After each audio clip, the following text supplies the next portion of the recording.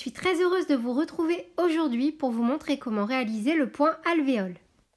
Pour réaliser ce tutoriel, je vais utiliser un fil de chez Bergère de France, le fil pur coton, ainsi qu'un crochet taille numéro 4. Pour réaliser le point alvéole, on va venir monter une maille chaînette multiple de 2 plus 1.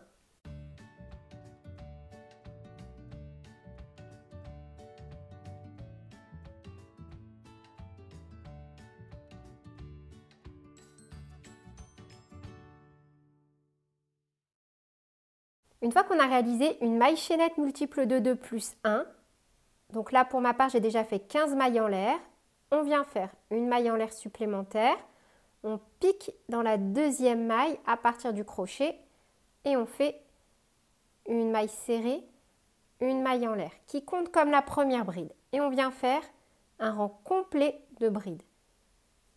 Donc là moi vu que j'ai fait une maille chaînette de 15 mailles en l'air, je viens réaliser 15 brides. 1, 2,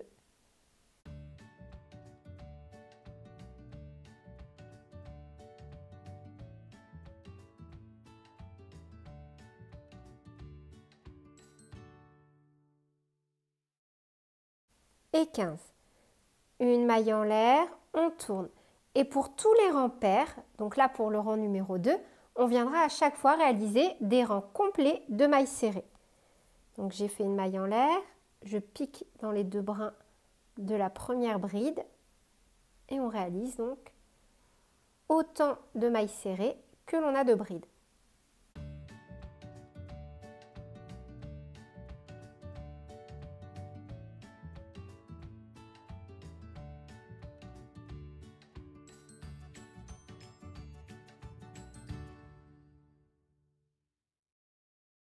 Et 15. On tourne. Et maintenant, toutes les brides que l'on va réaliser, on va les réaliser donc en alternant. Une bride normalement, une bride en relief avant, une bride normalement, une bride en relief avant, etc., etc. Et on terminera par une bride normale.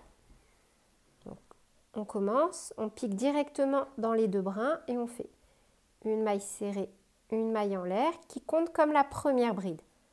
Un jeté, on saute donc cette bride, on prend la deuxième et on l'enveloppe par l'avant. Un jeté,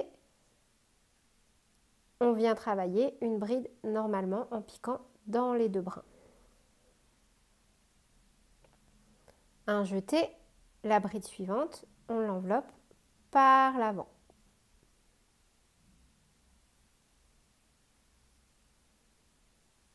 Un jeté, on fait une bride normalement en piquant dans les deux brins. Un jeté, la bride suivante, on l'enveloppe.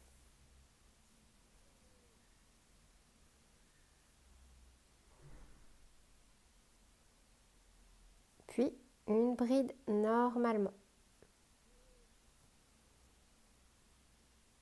Un jeté, la bride suivante, on l'enveloppe.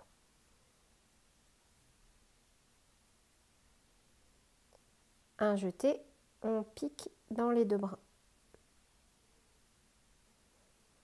Un jeté, on enveloppe.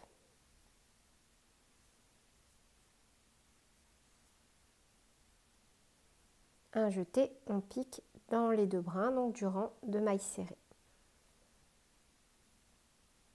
Un jeté, on passe derrière. Un jeté, on ramène et on fait une bride. Un jeté, on fait une bride normalement. Un jeté, l'avant-dernière, on l'enveloppe.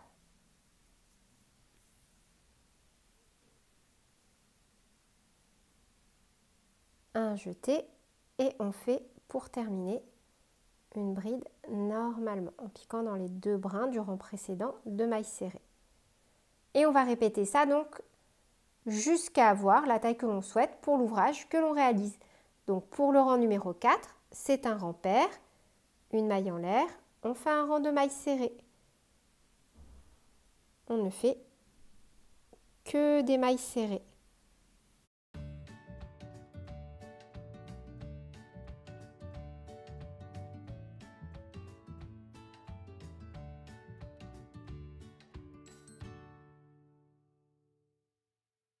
15, on tourne et on va venir donc répéter le rang numéro 3.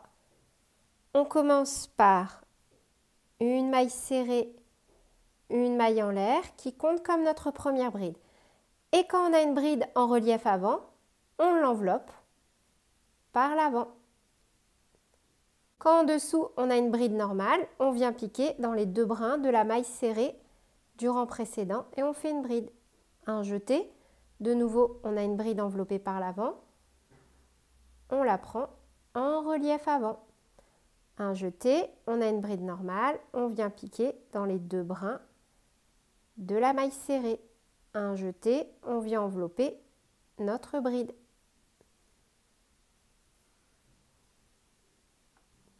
Un jeté, on travaille normalement. On a une bride enveloppée, on vient l'envelopper.